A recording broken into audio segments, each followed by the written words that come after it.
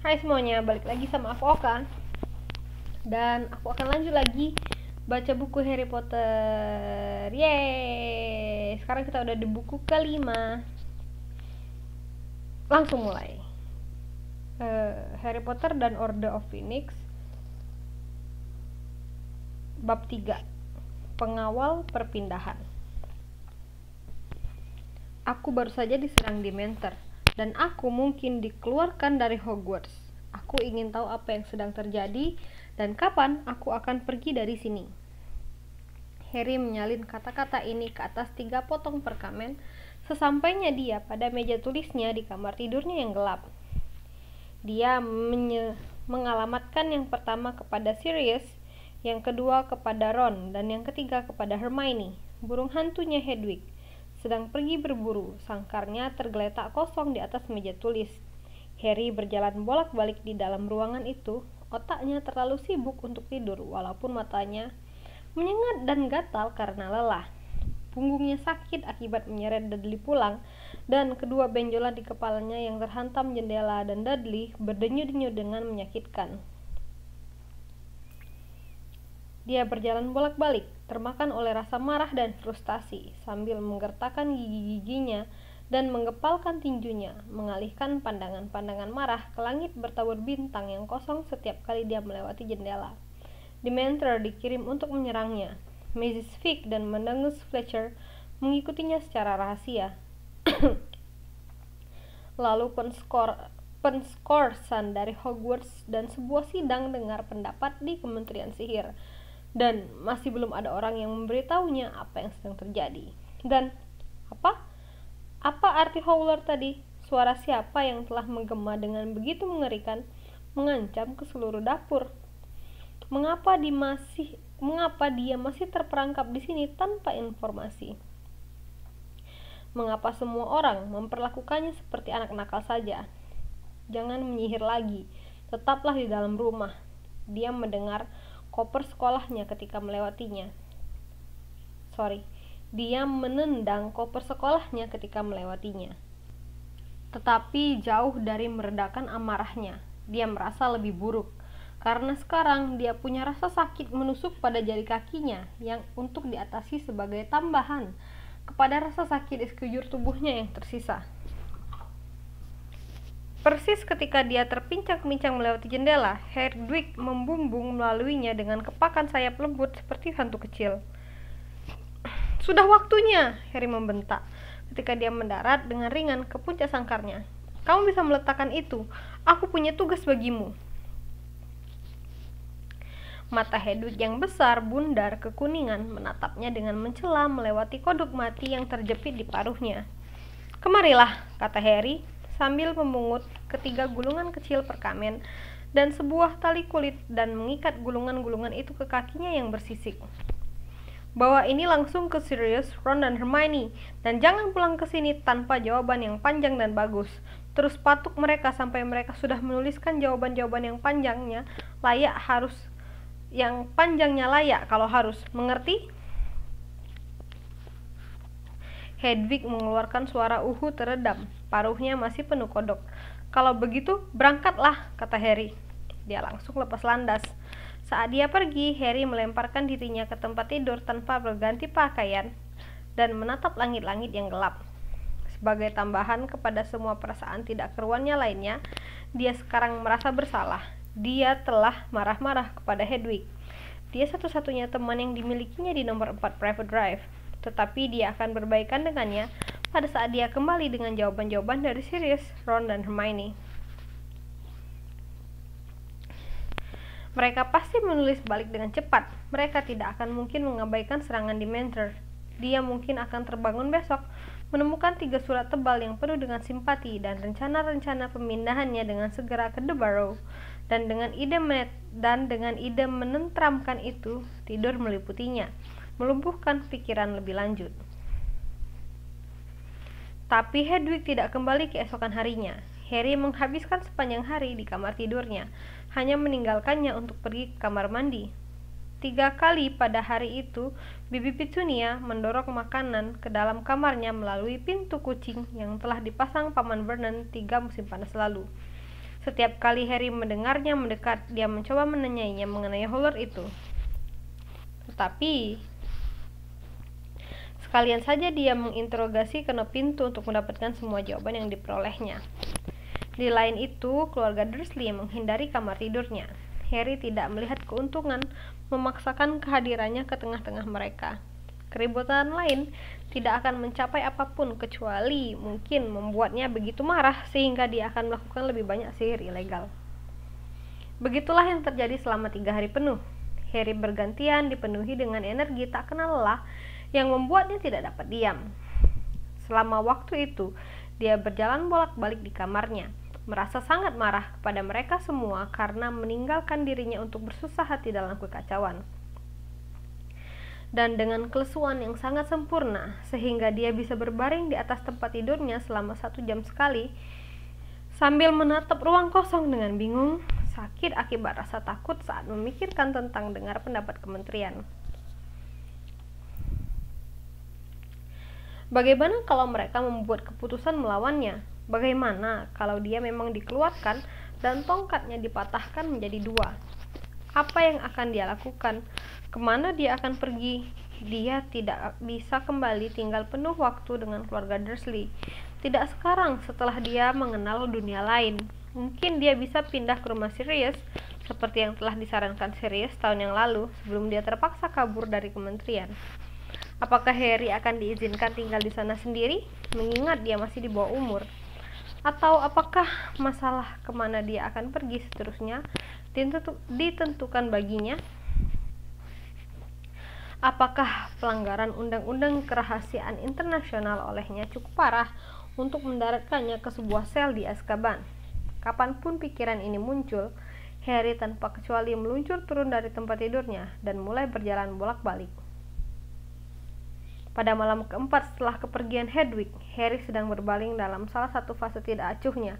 Sambil menatap langit-langit, pikirannya kelelahan agak kosong. Ketika pamannya memasuki kamar tidurnya, Harry melihat pelan-pelan ke arahnya. Paman Vernon sedang mengenakan setelan terbaiknya dan sebuah ekspresi sangat puas diri. "Kami akan keluar," katanya. "Maaf, kami, maksudnya bibimu, Dudley dan aku akan keluar." "Baik," kata Harry tanpa minat sambil menatap balik ke langit-langit. "Kau tidak boleh meninggalkan kamar tidurmu selagi kami pergi." "Oke." "Kau tidak boleh menyentuh televisi, stereo, atau milik kami yang mana saja." "Benar." "Kau tidak boleh mencuri makanan dari kulkas." "Oke." "Aku akan mengunci pintumu." "Lakukanlah." Paman Vernon melotot kepada Harry, jelas curiga akan kurangnya argumen ini. Lalu mengentakkan kaki keluar ruangan dan menutup pintu di belakangnya. Harry mendengar kunci diputar oleh langkah-langkah kaki Paman Vernon berjalan dengan berat menuruni tangga. Beberapa menit kemudian dia mendengar pintu-pintu mobil dibanting, deru mesin, dan tak salah lagi, suara mobil bergerak keluar jalan mobil. Harry tidak punya perasaan khusus mengenai kepergian keluarga Dursley. Tidak membuat perbedaan baginya apakah mereka ada di rumah atau tidak. Dia bahkan tidak bisa mengumpulkan tenaga untuk bangkit dan menyalakan lampu kamar tidurnya. Ruangan itu semakin gelap di sekitarnya, sementara dia berbaring sambil mendengarkan suara-suara malam melalui jendela yang dibiarkannya terbuka sepanjang waktu, menunggu saat menyenangkan ketika Hedwig kembali. Rumah kosong itu berderi di sekitarnya. Pipa-pipa menggelegak. Harry berbaring di sana dalam keadaan seperti pingsan, tak memikirkan apapun, terbenam dalam kesengsaraan. Lalu dengan cukup jelas, dia mendengar sebuah tabrakan di dapur di bawah. Dia terduduk tegak, mendengarkan lekat-lekat. Keluarga Dursley tidak mungkin sudah kembali, terlalu cepat, dan kalau begitu dia tidak mendengar mobil mereka. Ada keheningan selama beberapa detik, lalu suara-suara. "Perampokan," pikirnya, sambil meluncur turun dari tempat tidur ke atas kakinya. Tetapi sepersekian detik berikutnya, terpikir olehnya bahwa perampok akan merendahkan suaranya. Dan siapapun yang sedang bergerak di sekitar dapur jelas tidak repot-repot melakukan hal itu. Dia menyambar tongkatnya dari meja di samping tempat tidur dan berdiri menghadap pintu kamar tidurnya, sambil mendengarkan sekuat yang dia mampu. Saat berikutnya, dia terlompat ketika kunci mengeluarkan bunyi klik keras dan pintunya mengayun terbuka. Harry berdiri tidak bergerak, menatap melalui ambang pintu yang terbuka ke kegelapan di bordes atas. Sambil menegangkan telinganya untuk mencari bunyi-bunyi lain, tetapi tidak ada yang datang. Dia bimbang sejenak, lalu bergerak dengan cepat dan diam-diam keluar dari kamarnya menuju kepala tangga. Jantungnya melonjak ke atas tenggorokannya. Ada orang-orang yang sedang berdiri di aula seperti bayangan di bawah, membentuk siluet terhadap lampu jalan yang terpancar melalui pintu kereta. 8 atau 9 orang, semuanya sejauh yang dapat dilihatnya, sedang melihat kepadanya. Turunkan tongkatmu, nak, sebelum kau menyodok mata seseorang, kata sebuah suara rendah mengeram. Jantung Harry berdebar tanpa terkendali. Dia mengenal suara itu, tetapi dia tidak menurunkan tongkatnya. Profesor Moody, dia berkata dengan tidak yakin. Aku tidak tahu banyak tentang profesor, geram suara itu. Belum pernah mengajar banyak, ya kan? Turun ke sini, kami ingin melihatmu dengan jelas. Harry menurunkan tongkatnya sedikit, tetapi tidak mengendurkan pegangannya. Juga dia tidak bergerak. Dia punya alasan yang sangat bagus untuk merasa curiga. Dia baru-baru ini menghabiskan 9 bulan bersama Moody hanya untuk mendapati bahwa itu sama sekali bukan Moody, tapi seorang peniru, terlebih lagi seorang peniru yang telah mencoba membunuh Harry sebelum kedoknya terbuka. Tetapi sebelum dia bisa memutuskan apa yang dia lakukan, sebuah suara kedua yang agak serak melayang naik. Tidak apa-apa, Harry, kami telah datang untuk membawamu pergi. Jantung Harry melonjak. Dia juga mengenal suara itu, walaupun dia sudah tidak mendengarnya selama lebih dari setahun. Profesor Lupin, dia berkata dengan tidak percaya. Andakah itu? Mengapa kita semua berdiri dalam kegelapan? Kata suara ketiga. Yang satu ini benar-benar tidak dikenal, suara seorang wanita. Lumos.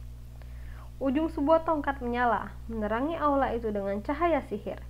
Harry berkedip. Orang-orang di bawah berkerumun di sekitar kaki-kaki tangga, menatap kepadanya lekat-lekat. Beberapa menjulurkan kepala-kepala mereka untuk mendapatkan pandangan yang lebih baik. Remus Lupin berdiri paling dekat dengannya. Walaupun masih lumayan muda, Lupin terlihat lelah dan agak sakit. Dia punya banyak rambut kelabu daripada ketika Harry mengucapkan selamat berpisah kepadanya terakhir kali, dan jubahnya lebih banyak tambalan dan lebih kusam daripada dulu. Walaupun begitu, dia tersenyum lebar kepada Harry, yang mencoba tersenyum balik walau sedang dalam keadaan terguncang. Oh, dia persis terlihat seperti yang kuduga, kata penyihir wanita yang sedang memegang tongkatnya yang menyala tinggi-tinggi. Dia terlihat yang paling muda di sana. Dia memiliki wajah pucat berbentuk hati, mata gelap bersinar, dan rambut jigrak pendek yang berwarna violet berat. Apa kabar, Harry? Ya, aku tahu maksudmu, Remus, kata seorang penyihir hitam botak yang berdiri paling belakang.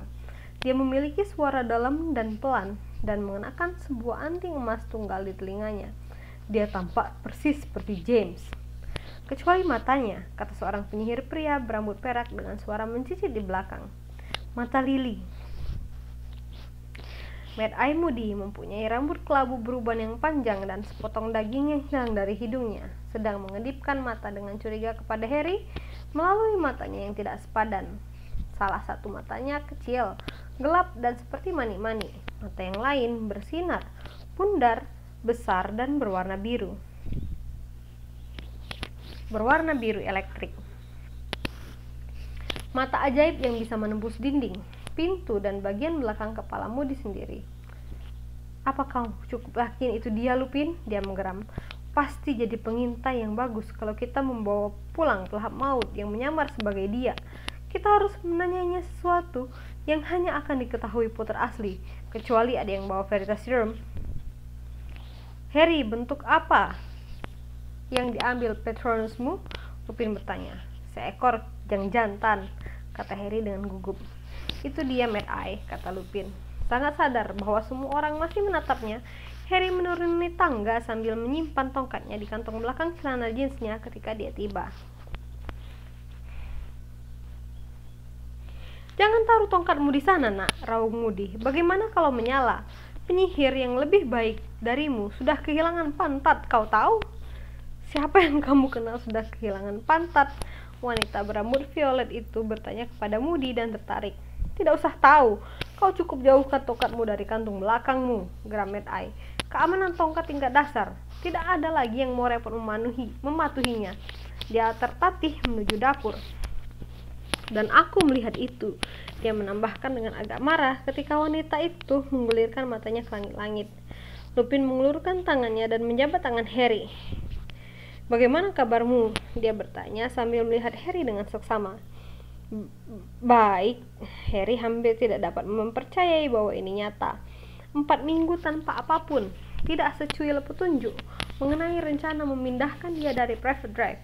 Dan tiba-tiba sekelompok penyihir besar berdiri bukan hayalan di rumah itu, seolah-olah ini adalah pengaturan yang telah lama disepakati. Dia melirik sekilas kepada orang-orang yang mengelilingi Lupin. Mereka masih menatapnya dengan tertarik. Dia merasa sangat sadar akan fakta bahwa dia belum menyisir rambut selama 4 hari. Kalian sangat beruntung keluarga Dursley sedang keluar, dia bergumam. Beruntung, kata wanita berambut violet. Aku yang memikat mereka agar tidak jadi penghalang. Mengirim sepucuk surat dengan pos magel memberitahu mereka telah diikutkan dalam kompetisi halaman suburban yang terawat paling rapi seluruh Inggris. Mereka sedang menuju ke acara pemberian hadiah sekarang, atau itu yang mereka pikir. Harry mendapat bayangan sekilas dari wajah Paman Vernon ketika dia menyadari tidak ada kompetisi halaman suburban yang terawat paling rapi seluruh Inggris. Kita akan berangkat, bukan? Dia bertanya. Segera? Hampir seketika, kata Lupin. Kita hanya menunggu tanda aman. Kemana kita akan pergi? The Burrow? Harry bertanya dengan penuh harapan. Bukan The Burrow, bukan, kata Lupin sambil memberi isyarat kepada Harry menuju dapur. Kelompok kecil penyihir itu mengikuti. Semuanya masih memandang Harry dengan rasa ingin tahu. Terlalu berisiko. Kami sudah mendirikan markas besar di suatu tempat yang tidak terdeteksi. Sudah beberapa lama. Mad Eye Moody sekarang duduk di meja dapur sambil minum dari botolnya. Mata sihirnya berputar ke segala arah, mengamati banyak peralatan penghematan tenaga keluarga Dursley. Ini Lester Moody, Harry, Lupin melanjutkan sambil menunjuk kepada Moody. Ya, aku tahu, kata Harry tidak nyaman. Rasanya aneh diperkenalkan kepada seseorang yang dikiranya sudah dikenalnya selama setahun. Dan ini Nymphadora. Jangan panggil aku Nymphadora, Remus, kata penyihir wanita muda itu dengan rasa jijik. Namaku Tonks, Nymphadora Tonks, yang lebih suka dikenal dengan nama keluarganya saja. Lupin menyudahi. Kau juga akan begitu kalau ibumu yang bodoh memberimu nama Nymphadora, gumam Tonks. Dan ini Kingsley Shacklebolt. Dia menunjuk kepada penyihir pria tinggi hitam yang membungkuk. Elphias Dodge, penyihir pria bersuara mencicit mengganggu. Daedalus Diggle. Kita sudah pernah berjumpa, ciut Diggle yang bersemangat sambil menjatuhkan topinya yang berwarna violet. Emmeline Vance, seorang penyihir wanita yang tampak agung dengan syal hijau jamrud, mencondongkan kepalanya. Sturgis Petmore, seorang penyihir pria berahang persegi dengan rambut tebal berwarna jerami mengedipkan matanya. Dan Hestia Jones, seorang penyihir wanita berpipi merah dan berambut hitam melambai dari sebelah pemanggang roti. Harry mencondongkan kepalanya dengan canggung kepada setiap orang ketika mereka sedang diperkenalkan. Dia berharap mereka bisa melihat kebenaran lain selain dirinya. Rasanya seolah dia mendadak di bawah ke atas panggung. Dia juga bertanya-tanya mengapa mereka begitu banyak yang berada di sini. Sejumlah orang dalam jumlah mengejutkan mengajukan diri untuk datang dan menjemputmu, kata Lupin, seolah-olah dia telah membaca pikiran Harry. Sudut mulutnya berkedut sedikit. Ya, well, semakin banyak semakin baik, kata Moody dengan suram. Kami adalah pengawalmu, Potter. Kita hanya menunggu pertanda untuk memberitahu kita sudah aman untuk berangkat, kata Lupin sambil melirik keluar jendela dapur. Kita punya waktu sekitar 15 menit. Sangat bersih para magel ini, bukan begitu? Kata penyihir wanita yang dipanggil Tonks, yang sedang melihat-lihat sekeliling dapur dengan minat besar. Ayahku seorang yang terlahir dari magel, dan dia sangat pemalas. Kukira mereka bermacam-macam juga seperti penyihir. Iya, kata Harry. Lihat, dia berpaling kembali kepada Lupin. Apa yang sedang terjadi? Aku belum mendengar apapun dari siapapun. Apa yang Beberapa penyihir membuat bunyi mendesis aneh. Daedalus Diggle menjatuhkan topinya lagi dan Moody menggeram. Diam. Apa? Kata Harry. Kita tidak akan membahas apapun di sini. Terlalu beresiko, kata Moody sambil memalingkan mata normalnya kepada Harry. Mata sihirnya tetap berfokus ke langit-langit. Sialan, dia menambahkan dengan marah sambil meletakkan sebuah tangan ke tangan sihirnya. Terus macet sejak dipakai bajingan itu. Dan dengan suara menghisap mengerikan seperti alat penyedot yang ditarik dari bak cuci, dia menarik keluar matanya. Mad Eye, kau tahu itu menjijikkan kan? Kata Tonks memulai percakapan. Ambilkan aku segelas air, maukah kau, Harry? Pinta Moody. Harry menyeberang ke alat pencuci piring, mengeluarkan sebuah gelas bersih dan mengisinya dengan air di bak cuci. Masih dipandangi dengan penuh minat oleh kelompok penyihir itu, pandangan mereka yang tidak berhenti mulai membuatnya jengkel. Sulang, kata Moody ketika Harry mengulurkan gelas kepadanya. Dia menjatuhkan bola mata sihir itu ke dalam air dan mendorongnya naik turun. Mata ini berputar-putar, menatap mereka bergantian. Aku mau daya pandang 360 derajat pada perjalanan pulang. Bagaimana kita akan pergi? Kemana kita akan pergi? Harry bertanya. Dengan sapu, kata Lupin. Satu-satunya cara. Kau terlalu muda untuk beroperate. Mereka akan mengawasi jaringan flow dan lebih dari nilai hidup kita untuk merangkai portkey tidak sah. Remus bilang, kau penerbang yang andal, kata Kingsley Shacklebolt dengan suara di dalamnya. Dia sangat pandai, kata Lupin yang sedang memeriksa jam tangannya. Walau begitu, kamu sebaiknya pergi dan berkemas, Harry. Kita ingin siap pergi ketika tandanya sampai. Aku akan ikut dan membantumu, kata Tonks dengan riang. Dia mengikuti Harry kembali ke aula dan naik tangga, melihat sekeliling dengan rasa ingin tahu dan minat yang besar. Tempat aneh, katanya. Agak terlalu bersih, kau tahu maksudku? Agak kurang alami. Ini lebih baik, dia menambahkan ketika mereka memasuki kamar tidur Harry dan dia menyalakan lampunya. Kamarnya jelas, jauh lebih berantakan daripada bagian rumah yang lain. Terkurung di dalamnya selama 4 hari dengan perasaan murung. Harry tidak repot merapikan tempat itu. Kebanyakan buku yang dimilikinya terserak di lantai di tempat dia mencoba mengalihkan perhatian dengan cara membacanya bergantian dan melemparnya ke samping. Sangkar Hedwig perlu dibersihkan dan mulai berbau. Dan kopernya tergeletak terbuka, menyingkapkan baju-baju magel dan jubah penyihir yang campur aduk yang telah berjatuhan ke lantai di sekitarnya. Harry mulai memunguti buku-buku dan melemparkannya dengan terburu-buru ke dalam kopernya. Tonks berhenti sejenak di depan lemari pakaian dan yang terbuka untuk melihat pantulannya pada kaca di bagian dalam pintu secara kritis. Kau tahu, aku tidak merasa violet warna yang cocok denganku, dia berkata sambil termenung sambil menarik-narik seikat rambut jigraknya. Apa menurutmu ini membuatku terlihat agak bertanduk? Kata Harry sambil menatapnya dari balik tim-tim Quidditch Britania dan Irlandia. Iya, benar, kata Tonks memutuskan. Dia menegangkan matanya dengan ekspresi dipaksakan seakan-akan dia sedang berjuang mengingat sesuatu. Sedetik kemudian rambutnya berubah menjadi merah muda permen karet. "Bagaimana caramu melakukan itu?" kata Harry sambil menganga kepadanya ketika dia membuka matanya lagi. "Aku seorang metamorphagus," katanya sambil melihat balik ke bayangan dan memalingkan kepalanya sehingga dia bisa melihat rambutnya dari segala arah. "Maksudnya, aku bisa mengubah penampilanku sekehendak hati," dia menambahkan ketika melihat ekspresi kebingungan Harry pada cermin di belakangnya. "Aku terlahir begitu. Aku mendapat nilai tertinggi dalam persembunyian dan penyamaran selama pelatihan Auror tanpa belajar sama sekali." "Hebat kan?" "Kau seorang Auror," kata Harry terkesan. Menjadi penangkap penyihir gelap adalah satu-satunya karir yang pernah dipertimbangkannya setelah Hogwarts. "Yah," kata Tonks kelihatan bangga. "Kingsley juga, walaupun dia sedikit lebih tinggi dariku.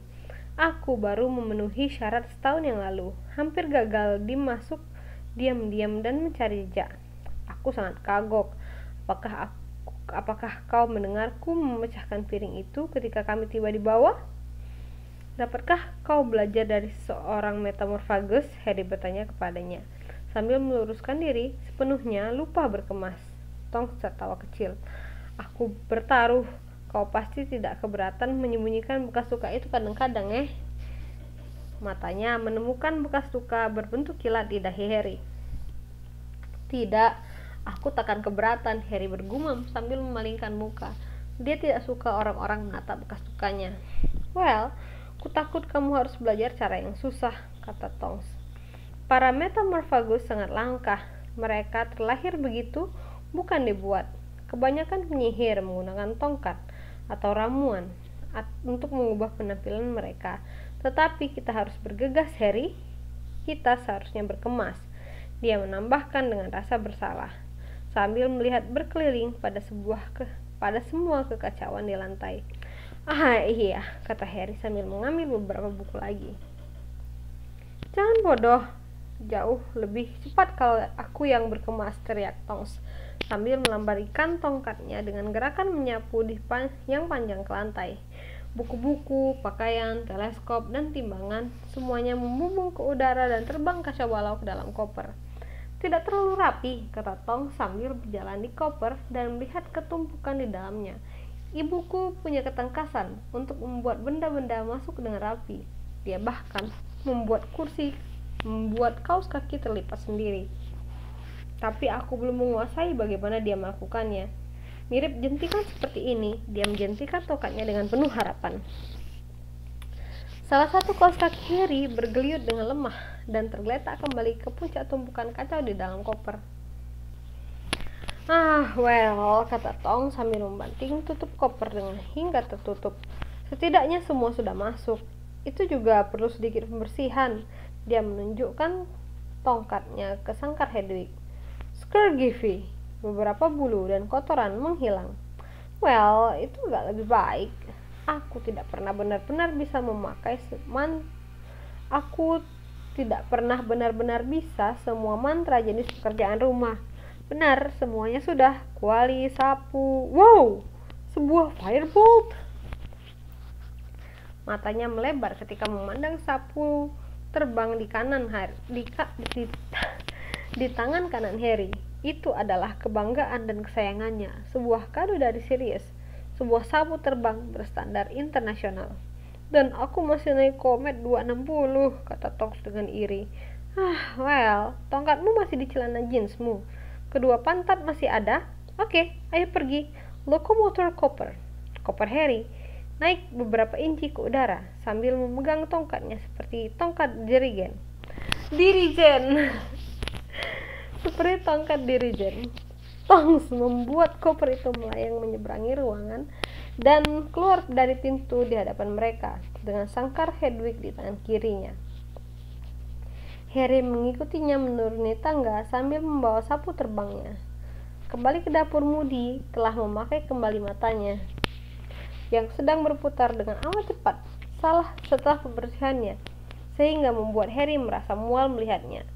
Kingsley Shacklebolt dan Sturgis Podmore sedang memeriksa microwave dan Hestia Jones sedang menertawakan pengiris kulit kentang yang dijumpainya ketika menggeledah laci-laci. Lupin sedang menyegel amplop yang dialamatkan kepada keluarga Dursley. Bagus sekali, kata Lupin sambil melihat ke atas ketika Tonks dan Harry masuk. Kita punya sekitar 1 menit, kukira. Kita mungkin harus keluar ke kebun sehingga kita akan siap. Harry, aku telah meninggalkan sepucuk surat yang memberitahu bibi dan pamanmu agar tidak khawatir. Mereka tidak akan, kata Harry, bahwa kau aman. Itu hanya akan membuat mereka tertekan, dan kamu akan bertemu mereka lagi musim panas mendatang. Apakah aku harus? Lupin tersenyum tetapi tidak menjawab. Kemarilah, nak, kata Moody dengan keras sambil memberi isyarat kepada Harry dengan tongkatnya. Aku perlu memberimu penghilang ilusi. Anda perlu apa? Kata Harry dengan gugup. Mantra penghilang ilusi, kata Moody sambil mengangkat tongkatnya. Lupin bilang, kamu punya jubah gaib, tapi itu tidak akan bertahan sewaktu kita terbang. Ini akan menyamarkanmu lebih baik. Ini dia. Dia mengetuk-ngetuk dengan keras bagian puncak kepala, dan Harry merasakan sebuah sensasi aneh seakan-akan Moody baru saja membanting sebuah telur di atasnya. Tetesan-tetesan dingin terasa mengalir menuruni tubuhnya dari titik yang tersentuh tongkat. Bagus, Mad Eye, kata Tonks, penuh penghargaan sambil menatap pada bagian tengah tubuh Harry. Harry melihat ke bawah tubuhnya, atau lebih tepatnya, apa yang dulunya tubuhnya, karena sama sekali tidak terlihat mirip tubuhnya lagi. Tubuh itu tidak kasat mata, hanya mengambil warna dan tekstur yang persis dengan unit dapur di belakangnya. Dia tampaknya sudah menjadi bunglon manusia. Ayolah, kata Moody sambil membuka kunci pintu belakang dengan tongkatnya. Mereka semua melangkah keluar rumah Paman Vernon dengan yang terawat dan indah. Malam yang cerah, gerutu Moody. Mata sihirnya memindai langit. Lebih baik kalau ada sedikit awan. Benar kan? Dia menghardik kepada Harry. Ketika kita akan terbang dengan formasi berdekatan, Tonks akan berada tepat di depanmu. Terus ikuti dari dekat. Lupin akan melindungimu dari bawah. Aku akan berada di belakangmu. Yang lain akan mengelilingi kita. Kita tidak berpisah dari barisan demi apapun. Mengerti? Kalau salah satu dari kami terbunuh, apakah itu mungkin? Kata Harry khawatir. Tetapi Moody mengabaikan dia. Yang lain akan tetap terbang. Jangan berhenti, jangan berpisah. Dan kalau mereka menghabisi kami semua dan kau selamat, Harry, pengawal garis belakang tetap bersiap sedia untuk mengambil alih. Terus terbang ke timur dan cari mereka, dan mereka akan bergabung denganmu. Yang lain akan terbang. Jangan berhenti, jangan berpisah dari barisan. Berhenti bersikap begitu ceria, Mad Eye. Dia akan mengira kita tidak menganggap ini serius, kata Tonks selagi dia mengikatkan koper Harry dan sangkar Hedwig ke pelana yang tergantung dari sapunya. Aku hanya memberitahu anak itu rencananya, geram Moody. Tugas kita adalah mengantarkan dia dengan selamat ke markas besar. Dan kalau kita mati dalam usaha, tidak ada yang mati, kata Kingsley Shacklebolt dengan suaranya yang dalam dan menenangkan. Naik, sapumu itu tanda pertamanya, kata Lupin dengan tajam sambil menunjuk ke langit. Jauh di atas mereka, hujan bunga api merah terang telah menyala di antara bintang-bintang. Harry mengenalinya seketika sebagai bunga api tongkat. Dia mengayunkan kaki kanannya melewati firebolt-nya, menggenggam pegangannya erat-erat dan merasakannya bergetar sedikit, seakan-akan sama inginnya dengan dirinya untuk naik ke udara sekali lagi. Tanda kedua, ayo pergi, kata Lupin dengan keras ketika lebih banyak lagi bunga api, kali ini hijau, meledak jauh di atas mereka. Harry menjejak keras ke tanah. Udara malam yang sejuk menderu melalui rambutnya ketika petak-petak kebun rapi di Private Drive tertinggal jauh, mengerut dengan cepat menjadi potongan-potongan hijau tua dan hitam, dan semua pikiran tentang dengar pendapat kementerian tersapu dari pikirannya, seolah-olah Deru udara itu telah meniupnya keluar dari kepalanya. Dia merasa seakan-akan jantungnya akan meledak karena senang. Dia terbang lagi, terbang menjauh dari Private Drive seperti yang telah diimpikannya sepanjang musim panas. Dia akan pulang. Selama beberapa saat yang menyenangkan, semua masalahnya seperti menyusut menjadi hilang. Tidak penting lagi di dalam langit luas yang berbintang. Kiri jauh, ada magel yang melintas ke atas, teriak Moody dari belakangnya. Tonks membelok dan Harry mengikutinya sambil memperhatikan kopernya berayun dengan liar di bawah sapunya. Kita perlu ketinggian lebih, beri lagi 1/4 mil. Mata Harry berair karena kedinginan ketika mereka membumbung ke atas. Dia tidak bisa melihat apapun di bawah sekarang kecuali titik-titik kecil cahaya yang mungkin berasal dari mobil Paman Vernon. Keluarga Dursley pasti sedang menuju kembali ke rumah mereka yang kosong sekarang, penuh amarah mengenai kompetisi halaman yang tidak pernah ada, dan Harry tertawa keras-keras ketika memikirkannya. Walaupun suaranya ditenggelamkan oleh kibasan jubah-jubah yang lainnya, Kriut pelana yang menggantung kopernya dan sangkar itu, dan suara deru angin di telinga mereka selagi mereka menambah kecepatan di udara. Dia belum pernah merasa sehidup ini dalam sebulan, atau sesenang ini. Belok ke selatan, teriak Mad Eye. Ada kota di depan. Mereka membumbung ke kanan untuk menghindari, lewat langsung di atas jaring cahaya yang berkilauan di bawah. Belok ke tenggara dan terus mendaki. Ada awan rendah di depan yang bisa menutupi kita, seru Moody. Kita tidak akan lewat di dalam awan, teriak Tonks dengan marah. Kita akan basah kuyup, Mad Eye. Harry lega mendengarnya berkata demikian. Tangannya sudah mulai mati rasa pada pegangan firebolt. Dia berharap dia telah berpikir untuk memakai mantel. Dia sudah mulai gemetar. Mereka mengganti arah mereka beberapa waktu sekali menuruti perintah-perintah Mad Eye. Mata Harry tegang melawan serbuan angin yang sedingin es yang mulai membuat telinganya sakit. Dia hanya bisa mengingat sekali saja kedinginan seperti ini di atas sapu selama pertandingan Quidditch melawan Hufflepuff pada tahun ketiganya, yang terjadi pada saat badai. Para pengawal di sekitarnya sedang berkeliling terus-menerus seperti burung-burung pemangsa raksasa. Harry lupa waktu. Dia ingin tahu sudah berapa lama mereka terbang. Terasa setidaknya sudah 1 jam. Membelok ke barat daya, teriak Moody. Kita mau menghindari jalur kereta bermotor. Harry sekarang sangat kedinginan sehingga dia memikirkan dengan penuh pengharapan bagian dalam yang nyaman dan kering dari mobil-mobil yang mengalir di bawah, lalu bahkan lebih mengharapkan berpergian dengan bubuk flu. Mungkin rasanya tidak nyaman berputar-putar di dalam perapian, tetapi setidaknya di dalam nyala api terasa hangat. Kingsley Shacklebolt melewatinya, kepalanya yang botak, dan antingnya berkilau sedikit dalam cahaya bulan. Sekarang, Emmeline Finch berada di sisi kanannya dengan tongkat di luar. Kepalanya menoleh ke kiri dan ke kanan, lalu dia juga melewatinya, untuk digantikan oleh Sturgis Padmore. Kita harus berbalik sedikit, hanya untuk memastikan kita tidak diikuti, Moody berteriak. Apa kamu sinting, Mad Eye? Tonks berteriak dari depan. Kita semua membeku pada sapu kita. Kalau kita terus melenceng dari jalur, kita tidak akan tiba di sana minggu depan. Selain itu, kita sudah hampir sampai. Waktunya mulai menurun, datang suara Lupin. Ikuti Tonks, Harry. Harry mengikuti Tonks menuki. Mereka sedang menuju kumpulan lampu terbesar yang pernah dilihatnya. Kumpulan yang besar dan malang melintang, berkilauan membentuk garis dan kisi, saling berselang-seling dengan potongan-potongan hitam paling kelam. Mereka terbang semakin rendah, sampai Harry dapat melihat satu-satu lampu besar dan lampu jalan, cerobong asap, dan antena televisi.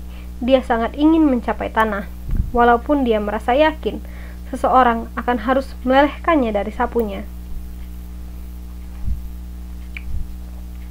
Ayo kita mulai, seru Tonks, dan beberapa detik kemudian dia telah mendarat.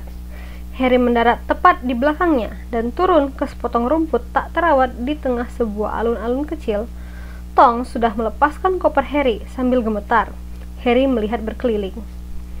Bagian depan yang suram dari rumah-rumah yang ada di sekitar tidak menunjukkan penyambutan. Beberapa di antaranya memiliki jendela yang pecah, berkilau suram dalam cahaya lampu jalan. Chad mulai mengelupas dari banyak pintu dan tumpukan sampah tergeletak di luar beberapa tangga depan. "Di mana kita?" Harry bertanya, tetapi Lupin berkata dengan pelan, "Sebentar." Moody sedang menggeledah mantelnya, tangannya yang berbonggol-bonggol kagok karena kedinginan. "Dapat," gumamnya sambil mengangkat apa yang tampak seperti sebuah pemanti rokok perak ke udara dan menjentikannya. Lampu jalan terdekat padam dengan bunyi pop. Dia menjentikkan pemadam itu lagi. Lampu berikutnya padam. Dia terus menjentik sampai lampu-lampu di alun-alun itu padam dan cahaya yang tersisa hanya berasal dari jendela-jendela bergorden dan bulan sabit di atas. "Pinjam dari Dumbledore," geram Moody sambil mengantongi pemadam lampu itu. "Itu akan mengatasi magel-magel manapun yang melengok keluar dari jendela. Ngerti kan? Sekarang ayo cepat."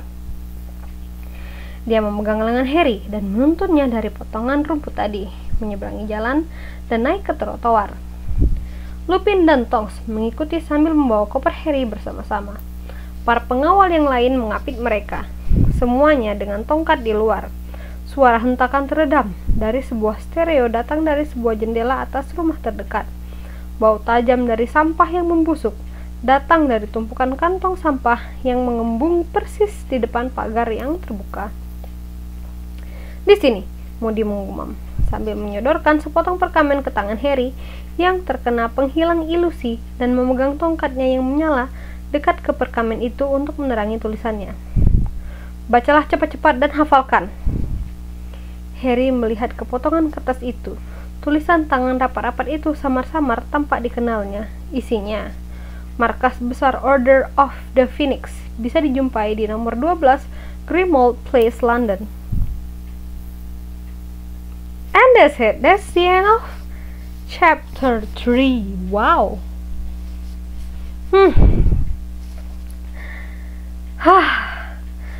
Oke, terima kasih yang udah dengar sampai sini. Semoga tolong di komen terus, kasih aku semangat biar aku mau lanjut baca karena udah mulai males nih guys. God. Oke, see you, bye.